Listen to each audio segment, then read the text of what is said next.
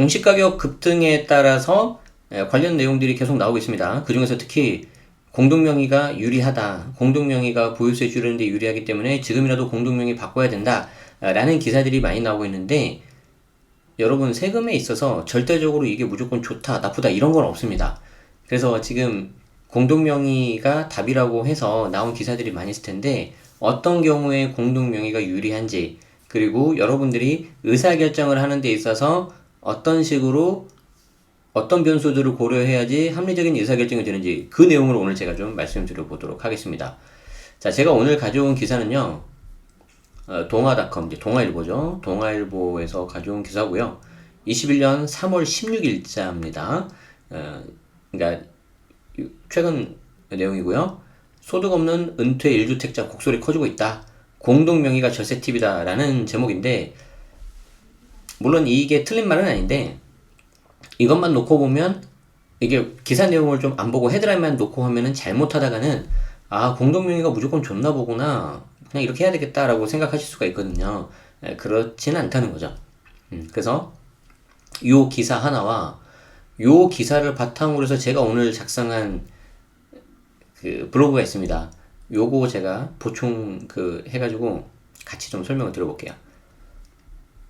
자, 한번 보겠습니다.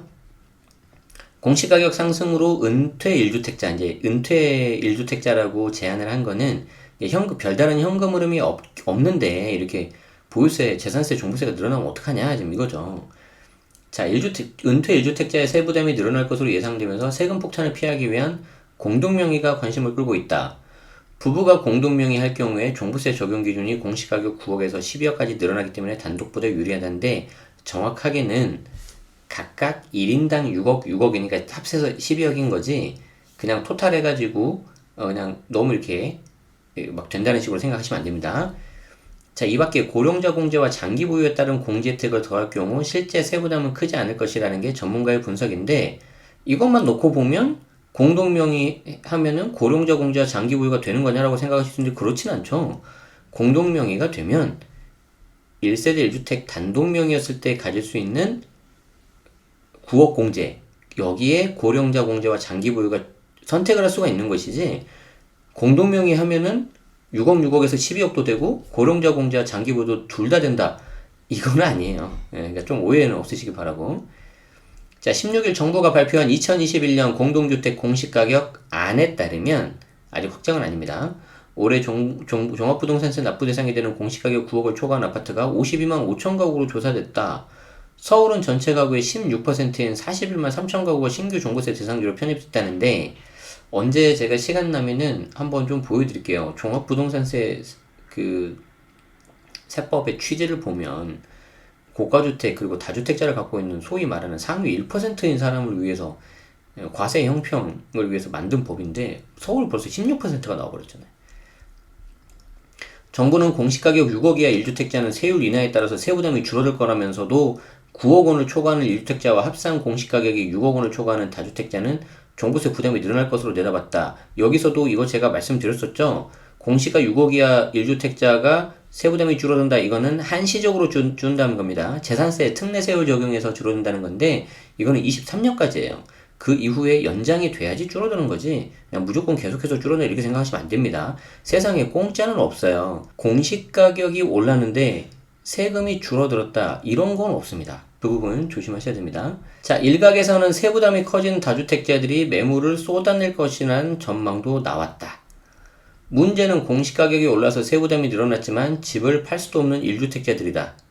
종부세뿐만 아니라 공시가격 상승에 따라서 재산세와 건강보험료 인상도 예고되고 있기 때문이다. 이 재산세와 건보료 인상도 예고되어 있지만 1주택자들은 이게 내가 실거주하고 있는 집이기 때문에 집값이 오른다고 해서 이걸 팔기도 애매하고요. 기분은 좋지만 집값이 떨어지면 기분은 나쁘지만 또 그렇다고 뭐 어떡할 거예요. 집값이 내려간다고 해서 대출 금액이 늘어난 건 아니잖아요. 물론 이제 심리적으로 안 좋은 건 알아요. 그쵸? 자, 은퇴 후 특별한 소득 없이 집 한 채만 보유하고 있는 1주택자의 경우 소액의 세금이라도 아쉬운 게 사실이죠. 특히 장기 보유 세액공제나 고령자 공제를 다 받지 못하는 사각지대에 놓여 있는 경우 세부담은 커질 수가 있다.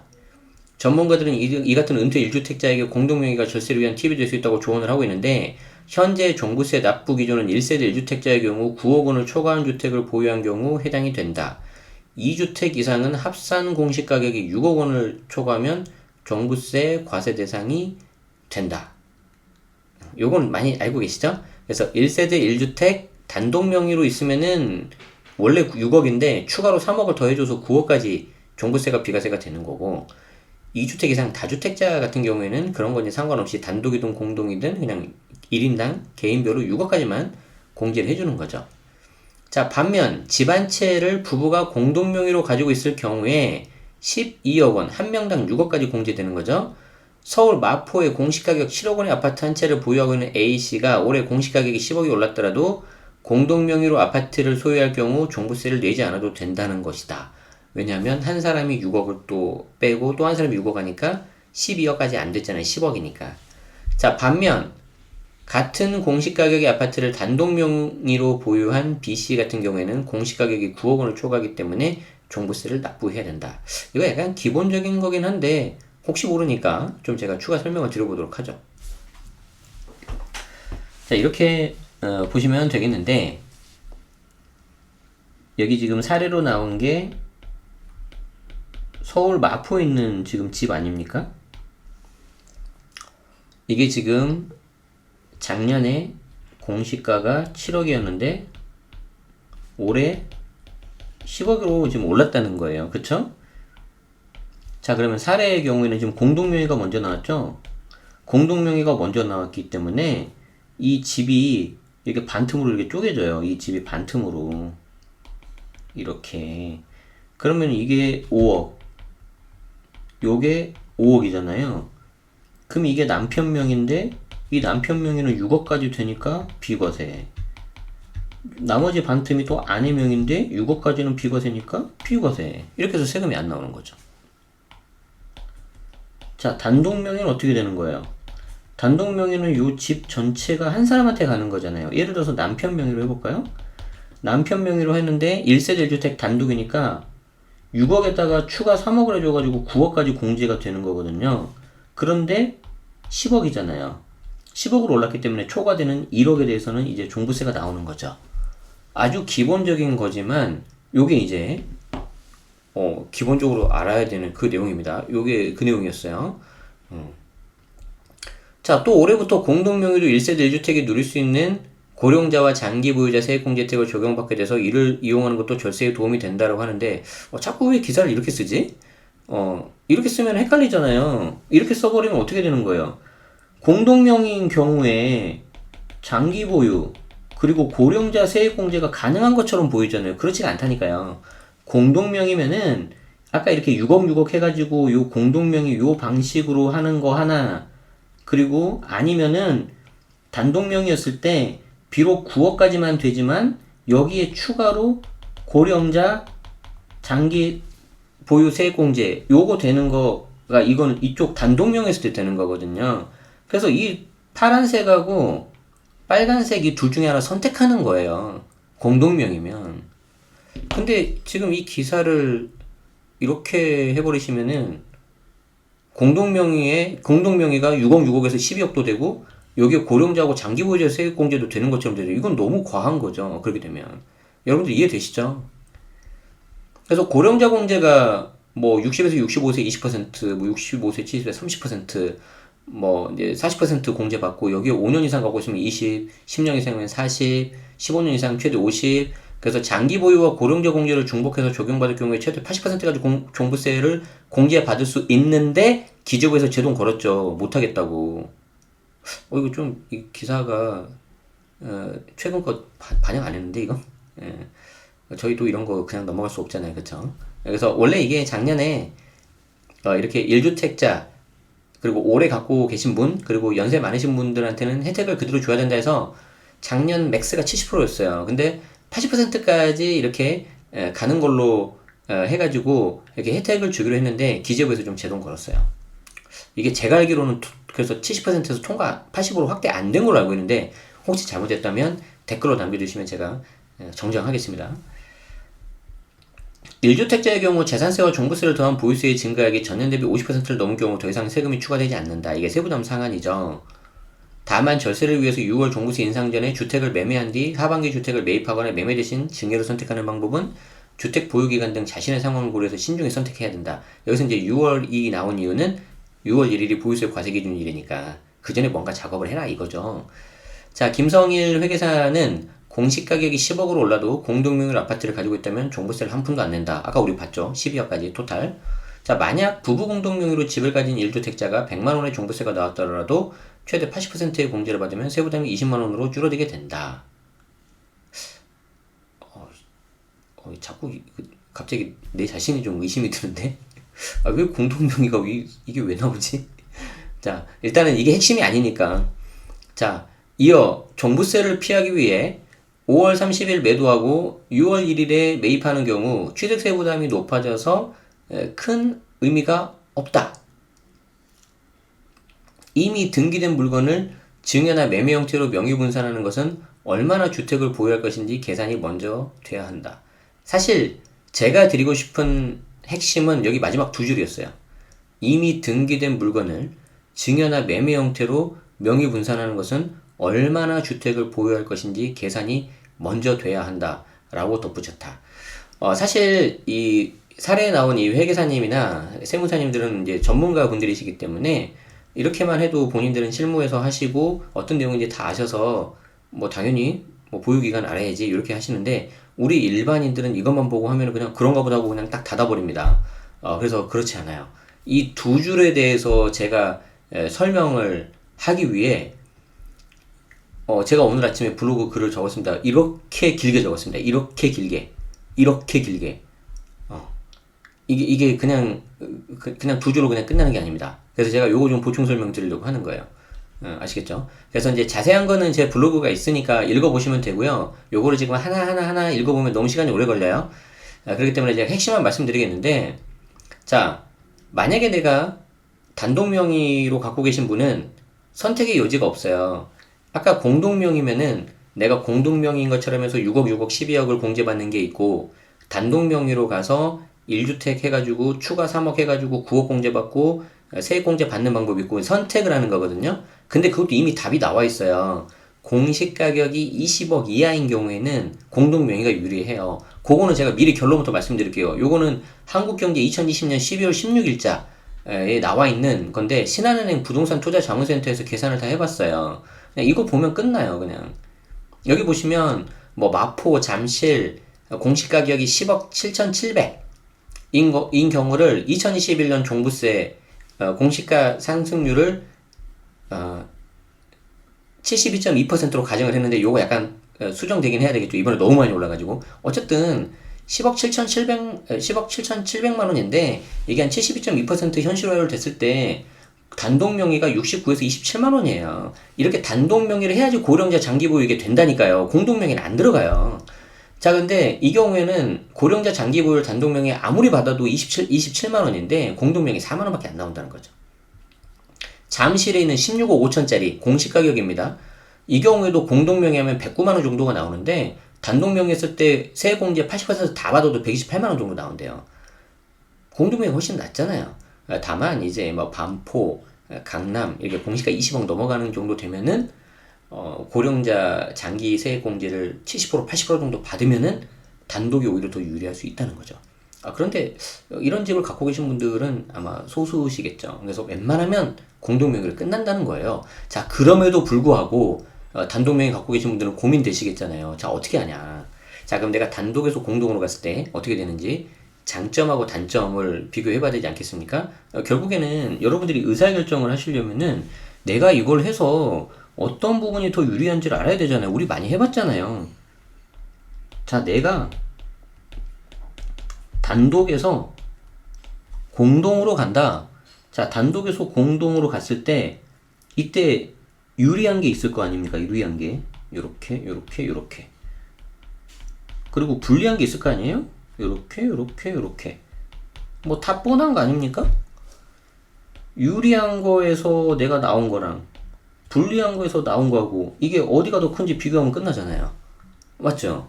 그래서 내가 이쪽이 더 크면 공동으로 바꿔야 되는 거고, 이쪽이 더 크면 내가 그냥 단독으로 그냥 놔두는 거고.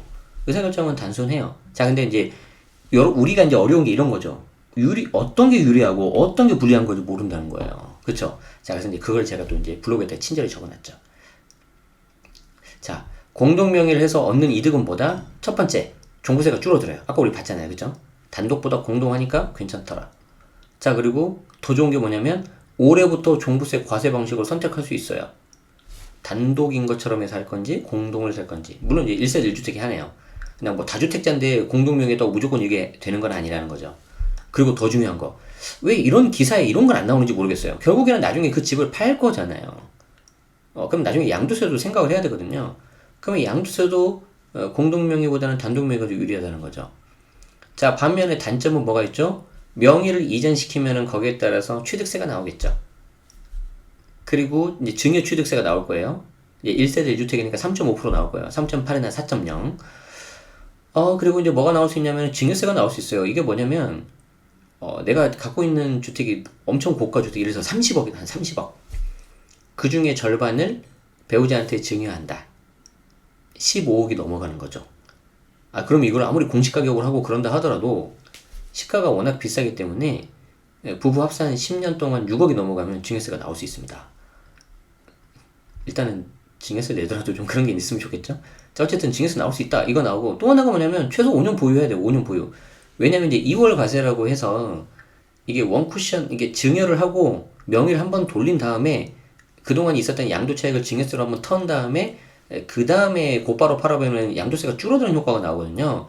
그게 이제 조세 회피에 약간 부당한 방법이다 해가지고 당초 취득가를 가버려요. 좀 여러분들 표정 보니까 약간 좀 표정이 안 좋은데요? 아니 어떻게 표정이 보이냐고요? 유튜브인데 저는 여러분들이 얼굴이 다 보여요 지금. 자, 보시자고요. 자, 남편이 이렇게 있습니다. 그리고 아내한테 이렇게 증여를 하는 거죠. 자, 예를 들어서 5억 했던 집을 아내한테 10억에 증여를 했습니다. 자, 그리고 아내가 제3자한테 양도를 한다고 봅시다. 근데 이 양도가가 11억이라고 해봐요. 자, 그러면 단순 계산했을 때 여러분들은 어떻게 생각할 거예요? 이야, 이 아내가 10억의 취득가가 되고 양도를 11억 했으니까 1억에 대해서만 양도세 내면 되네? 끝내주는데, 그러면 원래는 이 5억에서 11억이니까 6억이 돼야 되는데, 야, 세분하면 너무 좋은 거 아니야? 하고 이제 착각을 하는 거죠. 결코 이런 생각을 여러분들만 하셨다고 하면 안 돼요. 이 과세당국, 특히 법을 만드시는 그 공무원분들은요, 국회의원들은 제가 솔직히 잘 모르겠고요. 실무하시는 분들 진짜 그 머리 좋으신 분들 많으세요. 제가 그때 조문을 보면은 정말 그런 거 이게 잘 하셨다고 느끼는 경우가 많은데, 무슨 말이냐면 이거 누구나 다 생각한다는 거예요. 자, 그렇기 때문에 남편이 아내한테 특수관계자한테 이렇게 증여를 하고 곧바로 양도를 해가지고 이 양도차익을 줄여가지고 팔아서 양도세를 부당하게 줄였다 그러면은요, 이 증여 취득가인 10억에서 11억에서 1억으로 양도세를 내는 게 아니라 당초 취득가 5억으로 가버립니다. 그렇기 때문에 이걸 피하려면은 5년 이상 보유해야 돼요. 5년 이상. 이 양도를 곧바로 하시면 안 되고요. 5년이 지나서 해야 돼요. 그 정도 있어야지 투기 수요가 투기적인 어떤 조세회피나 양도회피, 그 부당 조세회피 그런 게 아니라고 보는 거죠. 이게 이제 2월 과세라고 하는 거예요. 그게 이제 요거예요. 아시겠죠? 자, 그러면 일단 뭔지는 알았어. 장단점이 뭔지는 아는데 중요한 게 이제 계산을 해봐야 되죠. 자, 그래서 계산을 해봐야 되는 걸 밑에 한번 쭉 다 적어놨어요. 쭉 다 적어놨는데, 너무 길고요. 너무 기니까 여러분들이 힘드니까 나중에 한번 보시고, 이거는 제가 이제 셀리몬이라는 사이트가 있는데, 이제 계산해주는 약간 유료 사이트거든요. 한번 궁금해서 해봤어요. 근데 뭐 얼추 괜찮은 것 같더라고요. 그래서 여기 보시면은 이게 이제 연도별 시뮬레이션이라 해가지고 단독 명의로 했을 때 320만원 나왔던 보유세가 2024년이 되면 1100만원 정도 나옵니다. 보유세 상승률은 제가 15%로 잡아봤어요. 이번에 오른 거 보니까 서울이 또 19% 나왔잖아요. 그 전에는 14% 나왔고. 그래서 한번 15% 해봤어요. 자, 그런데 이거를 공동명의로 바꾸면은 1인당 148만원에서 420만원 정도 나옵니다. 그러니까 공동명의니까 이제 곱하기 2 하면은 840 정도 나오는 거죠. 결론은 뭐냐면은 단독에서 공동으로 가서 보유세 줄어드는 게 5년을 토탈 다 합쳐보니까 670만원인가 나오더라고요. 670만원인가. 자, 그런데 뭘 내가 또 부담을 해야 되죠? 내가 추가 납부해야 될 취득세가 있잖아요. 취득세가 1900이 나오잖아요. 그리고 5년간 절감된 보유세가 670이 나와요. 그러면 빼보세요. 1230 나오죠. 답 나왔죠. 답 나왔죠. 어떻게 돼요? 내가 5년이 아니라 6년 아니면 8년, 10년을 더 갖고 가서 보유세를 더 줄여서 이 취득세만큼 줄이겠다라고 하면은 오케이. 아니면 두 번째, 5년 있다가 팔 건데 단독 명의에서 공동 명의로 가니까 그로 인해서 양도세가 줄어드는데 그게 1200을 넘어가면 오케이. 이렇게 나오는 거죠. 그럼 여러분들이 5년 후에 집값을 어떻게 알아요? 몰라요. 시뮬레이션 돌려볼 수밖에 없어요. 지금 집이 이 사례가 10억이었는데 예를 들어서 15억으로 가는 경우, 13억으로 가는 경우, 뭐 11억으로 가는 경우, 좀 그러면 안 되겠지만 뭐 9억으로 가는 경우 이제 마이너스죠, 그때는. 각각의 상황을 해놓고 가중치를 곱해서 가중평균 내봐야죠. 그래서 내가 가져갈 수 있는 기대값. 이거 주식에도 똑같이 쓰는 거 아니에요? 오늘 좀 약간 내용이 어렵나요? 우리가 삼성전자 주식을 살 때 제가 주식은 안 하지만 여러분들이 살 때 어떻게 합니까? 예를 들어서 이게 10,000원이라고 했을 때 그냥 50,000원이라고 했을 때 이게 예를 들어서 80,000원 가는 경우 70,000원 가는 경우 60,000원 가는 경우 50,000원 그대로 40,000원 30,000원 이렇게 해가지고 80,000원 갔을 확률 15%, 7만원 20%, 6만원 10%, 5만원 5% 이런 거 해가지고 다 곱해가지고 수익률 내가지고 이거 다 가중평균 해가지고 하는 이 기대값 이거 안 해요? 이 기대값보다 내가 5만원 지금 해가지고 하는 투자하고 수익률 해가지고 더 플러스 나오면 투자하고 그거만 안 해야 되잖아요. 이렇게 안 하시나?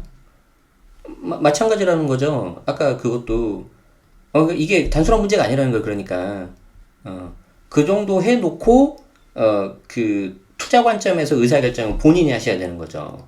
아무도 모르니까. 단지 우리는 그 부분에 있어서 시나리오가 1번, 2번, 3번, 4번 했을 때 세금이 얼마가 나올 거냐 그거는 이제 세무사한테 맡기면 되잖아요. 그리고 거기에 대해서 내가 이제 해가지고 내 나름의 경험, 인사이트, 주관 그리고 주변 이제 책 같은 것들도 보고 강의도 필요하시면 들으시고 해가지고 요 정도가 난 될 것 같아 해가지고 어떤 게 유리한지 기대값으로 가야죠. 기대값으로. 맞죠? 여기서 이제 좀 더 세부적으로 들어갈 수 있어요. 어떻게 들어갈 수 있죠? 나중에 양도세 할 때 그 취득세는 어떻게 되는 거예요? 취득세는 또 필요경비 들어가잖아요. 근데 그 필요경비 들어간다고 예를 들어서 취득세가 5천만 원이라고 했을 때 그 5천만 원 전부가 빠지는 건 아니잖아요. 그쵸? 이게 실효세율이라고 하는데 이제 그렇게 되면 이제 계산이 아주 이제 복잡해지지만 이제 모델은 좀 더 정교해지죠. 그래서 여러분들은 방법이 두 가지가 있는 거예요. 방금 이렇게 설명드렸던 것처럼 아주 정교하게 모델링을 해가지고 거기에 대해서 요거를 좀 수식을 만들어서 하는 방법이 하나가 있고 두 번째는 뭐죠? 그냥 직관으로 하는 거예요. 때로는 직관이 더 나을 수도 있다. 그렇지만 제가 엊그저께도 우리 그 수업 들을 때 교수님한테 들었는데 그 교수님이 이제 세법적 의사결정론 수학과 통계학을 활용한 아주 굉장히 제가 존경하는 분인데 그분이 그러시더라고요. 평소에 계속해서 그렇게 수학적 모델링을 세우고 그게 맞든 틀리든 그 연습을 해야지 나중에 직관도 늘어나는 거지 그런 과정이 없는 상태에서 직관을 한다고 해서 되는 건 아니다. 이렇게 들어가는 거죠. 그래서 여러분들이 해주셔야 되는 건 이런 거예요.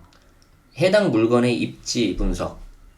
이걸 내가 어떻게 사용할 거냐. 계속해서 실거주할 거냐 아니면 세를 놓을 거냐 자녀한테 증여할 거냐. 내 투자 성향은 어떻게 되냐. 이게 리스크에 대해서 위험을 회피하는 경우가 있고 위험을 선호하는 경우가 중립형이 있잖아요. 그쵸? 그리고 내가 보유하고 있는 현금은 어느 정도냐. 왜냐면 버텨야 되니까. 그리고 지금 내가 요거를 팔아서 현금이 들어오면 이걸 가지고 내가 다른 데 투자할 데가 있냐 없냐. 그러면 똑같은 경우에도 수익률이 더 달라지니까. 이런 것들을 보셔야죠. 그리고 이제 실제 저 세금으로 인한 계산은 세무사한테 맡기시면 되는 거고. 그렇게 해주시면 될 것 같아요.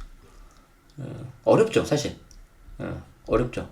그래서 사실 이 기사는 굉장히 좋은 내용이긴 하지만 여러분들이 결국에는 원하시는 내용이 이거거든요. 딱 이 두 줄이거든요. 얼마나 주택을 보유할 것인지 계산이 먼저 된다. 이거는 죄송하지만 아무리 뛰어난 회계사, 세무사도 요거는 판단 못 해줘요. 이건 여러분들이 하셔야 돼요. 왜? 이건 내 물건이잖아요. 내 물건. 내 물건이기 때문에 내 물건은 내가 가장 잘 알아요. 그래서 이걸 내가 어디까지 가져갈 거냐. 그게 반드시 전제가 돼야 됩니다. 아시겠죠? 네. 자, 오늘 어떠셨습니까? 좀 어려웠죠? 어려웠지만 굉장히 나중에 여러분들이 이런 의사결정을 하는 데 있어서는 계속해서 좀 생각을 좀 하셔야 되는 그런 부분이라고 생각을 해요. 결국에는 계속 제가 늘 말씀드리지만 투자도 마찬가지고 우리가 살아가는 이 삶도 마찬가지고 선택의 연속이잖아요. 그럼 정답은 아니더라도 뭔가 나름의 기준이 있어서 어떤 최선책 혹은 차선책을 선택을 해야 되거든요. 그러면 그게 했을 때 당연히 처음에는 잘 맞을 수가 없어요. 훈련이 안 돼 있으니까. 근데 그런 부분을 계속해서 해야지 여러분들이 늘어납니다. 제가 장담을 합니다.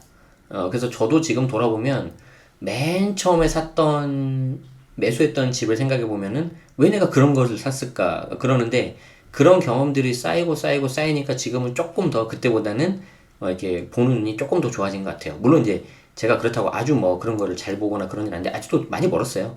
언제까지 해야 될까요? 죽을 때까지 해야죠. 평생 동안 해야 되죠. 그쵸. 네. 자, 그래서 오늘은 요렇게 좀 말씀을 드렸습니다. 이 두 줄로 인해서 제가 좀 이렇게 긴 글도 썼고 그것도 부족해서 이건 설명을 해야 되겠다라고 해서 영상으로도 좀 했어요. 앞으로 저는 좀 그런 세법적 의사결정론에 있어서 좀 많이 관심이 있어가지고 어떻게 하면 그런 부분을 좀 수학적 모델링을 할 거냐, 어떻게 하면 변수를 좀 많이 넣어서 이렇게 좀 계량화 할 거냐, 그런 부분에 좀 관심이 되게 많아요. 그리고 이제 저도 투자를 하고 있고 사업을 하고 있는 사람이기 때문에 그걸 좀 같이 겹쳐주는 게 장기적으로 봤을 때 가장 좀 유망한 분야가 아닌가 그렇게 생각이 됩니다. 그래서 어떤 세금 계산에 있어서는 제가 다 잘하는 게 아니기 때문에 필요하면 제가 전문가를 고용해서 쓰면 되고 어떤 파트너 형식으로 그런 분들하고 같이 할 수도 있겠죠. 그리고 저도 계속해서 이제 물건을 보는 눈이라든지 투자 경험이라든지 그런 거는 계속 제가 이제 더 쌓아야 될 것 같고요. 그래서 이제 아파트 말고 이제 다른 종목도 좀 요즘에 보고 있고 계속해서 부동산 자체에 대해서 좀 공부도 좀 하고 있고요. 이제 더 나아가서 이제 좀 경제 공부도 하고 좀 그렇게 하고 있어요. 제가 이제 경영학과 나왔으니까. 네. 자, 어쨌든 설명이 좀 길어졌는데 그런 거 좀 여러분들이 아셔서 충분히 좀 숙지를 하시면 좋겠습니다. 아시겠죠? 네, 어떠셨나요? 도움 되셨나요? 네, 도움 되셨다면 좋아요, 구독 한번 눌러주시고요. 알림 설정을 하셔야지 이제 제가 새로운 영상이 올라가거나 라이브 할 때 이렇게 알림이 갑니다. 그리고 이제 좀 더 이제 심도 있는 얘기는 저희 멤버십이라든지 아니면 이제 4월달에 오픈하는 제 정규 강의가 있으니까 특히 이번에 정규 강의는 계속 말씀드리지만 밴드 통해서 저하고 계속해서 30일 동안 계속해서 제가 옆에서 좀 잔소리 좀 할 거고요. 지금 생각하고 있는 거는 일주일에 한 번씩 좀 시간을 정해가지고 줌으로 좀 이렇게 실시간 라이브 해가지고 한 명씩 얼굴 보면서 어디까지 들었어요? 어려운 거 있어 없어요? 좀 체크를 하려고요. 이제 잔소리 대모왕이 되는 거죠. 그런 약간 잔소리 함께 하실 분들은 하셔도 괜찮을 것 같습니다. 네.